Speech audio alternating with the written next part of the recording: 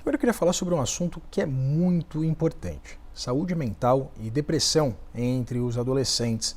Dados recentes do IBGE e do Ministério da Saúde apontam que 3 em cada 10 estudantes de 13 a 17 anos afirmam que se sentem tristes sempre ou na maioria das vezes.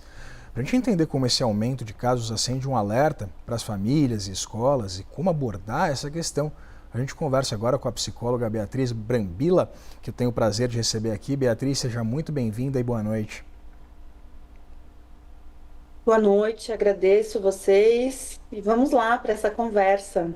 É uma conversa que é muito importante, né, Beatriz? Eu queria entender quais são esses principais alertas que diferenciam uma oscilação normal, típica de humor, né, que a gente conhece, praxe na adolescência, de um quadro mais grave, aquele quadro que demanda exatamente uma atenção maior por parte dos pais.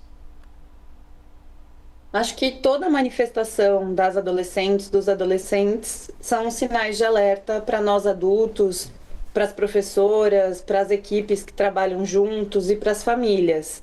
Acho que tem uma questão que muitas vezes a gente pouco escuta o que os adolescentes têm a nos dizer e como eles estão nos dizendo. Então, todo sofrimento é um sofrimento para ser reconhecido, para ser cuidado. E muitas vezes a gente tem dificuldade de entender que o sofrimento de um adolescente é diferente de um sofrimento que uma pessoa adulta tem, porque a gente tem outros recursos, outras formas de linguagem. Então eu diria que toda manifestação que esses adolescentes têm, são para nos deixar atentas e procurar ajuda, que não necessariamente é uma ajuda especializada, mas de como que a gente vai cuidando, né, com diálogo, com processualidade, para acolher aí essa experiência e sentimento que estão trazendo e vivendo. Pois é, né, Beatriz? Você fala sobre a importância da gente prestar atenção nessas manifestações, mas existe uma repressão, muitas vezes, por parte dos adolescentes que acabam não se expressando. E eu queria entender os motivos pelos quais, muitas vezes, esses adolescentes não se expressam, não expõem aos pais alguma questão que aflige a eles, e entender também por qual motivo as meninas relatam mais essa angústia, essa tristeza do que os meninos.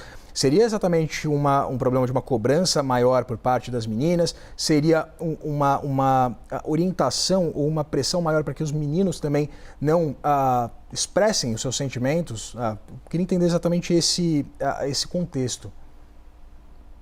Caramba, são muitas coisas, mas vamos lá. Primeiro, sobre os adolescentes que a gente aparentemente não consegue ouvir ou que não se expressam, né? A gente fez uma pesquisa recente e que mostra que os adolescentes não conseguem compartilhar com as pessoas mais velhas o que estão sentindo, justamente porque na maior parte das vezes as pessoas falam: "Ah, mas que bobagem! Ah, mas você vai se preocupar com isso? Ah, isso você vai ver quando você for adulto, isso vai ser muito mais sério." Então, entendo que tem uma dificuldade ali, principalmente porque nós, enquanto adultos, não escutamos os adolescentes. A gente gostaria que eles falassem como a gente fala. E aí, muitas vezes, o que acontece? Eles compartilham as dores entre eles. Então, com uma amiga, com um amigo. E aí tem um tanto aí da nossa qualidade de presença, né? De dizer, olha, vamos conversar, né? Vamos tentar trabalhar com isso. O silêncio também é um sintoma, né? Para a gente ficar atento. E nas questões que envolvem as relações de gênero, né?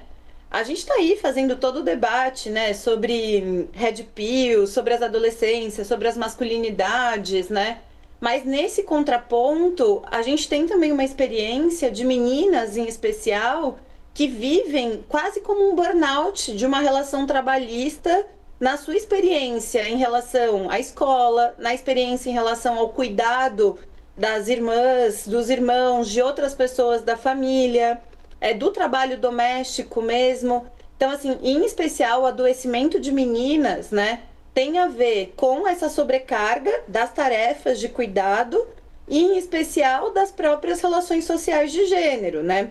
De uma impossibilidade delas ocuparem espaços, delas poderem também serem escutadas, ocupar politicamente, né? Os espaços da escola, os espaços coletivos, enquanto liderança, serem reconhecidas. Um outro aspecto que a gente viu são que as meninas também são muito afetadas por padrões estéticos, né? E que isso também vai sendo muito mobilizador, além das questões que envolvem o cyberbullying, o bullying. Então, assim, tem muitas questões envolvidas.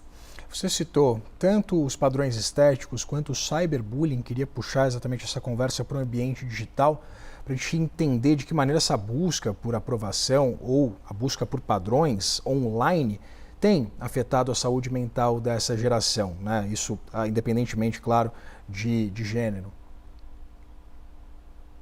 A gente está fazendo aí toda a discussão agora, né, recém-lançado do ECA Digital, o Estatuto da Criança e do Adolescente Digital, considerando aí essas novas demandas em relação ao mundo online, né?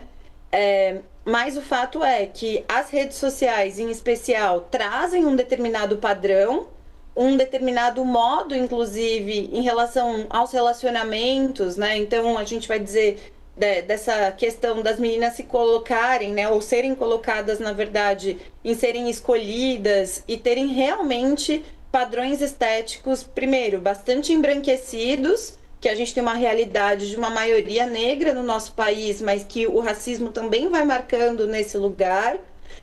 Das questões que envolvem o corpo, né? Então, ainda de um ideal de magreza, e também das outras questões que falam sobre as violências que acontecem com uma exposição dos corpos das meninas com mensagens nos grupos de WhatsApp, em que as meninas acabam sendo ridicularizadas, principalmente entre os pares. Existe uma tendência, Beatriz, da gente adultizar essas crianças? Pergunto porque existe um movimento social ou ambiente, né, no nosso país que talvez enverede as nossas crianças a amadurecerem de uma forma precoce, até mesmo muito mais do que em outros países, muitas vezes mais desenvolvidos, por exemplo, economicamente? Ah, sem dúvida. Eu tenho o costume de dizer que, principalmente as adolescências, elas são vistas como uma fase, primeiro como uma fase, e como uma fase em que nada cabe. Não cabe viver como um adulto e não cabe viver como uma criança. Isso por si só já produz muito sofrimento. Mas o fato é que no nosso país, a nossa realidade das adolescências são de adolescentes trabalhadores, né? São de adolescentes que estão em condições. A gente agora está vendo a discussão do pé de meia, que está conseguindo manter os adolescentes na escola, né? Aumentar o tempo de estudo. Então, tem muitas questões que envolvem a desigualdade e que impedem que esses adolescentes possam ser adolescentes, que possam viver aí o que a gente chamaria de um momento de descoberta, de um momento de reconhecimento, de formação da identidade. Existe muita pressão em ser adolescente. Todos já fomos e sabemos o quanto é difícil. Conversei aqui com a psicóloga Beatriz Brambila. Muito obrigado, Beatriz, pela sua disponibilidade de conversar com a gente sobre um assunto tão importante. Eu que agradeço, gente. Até mais.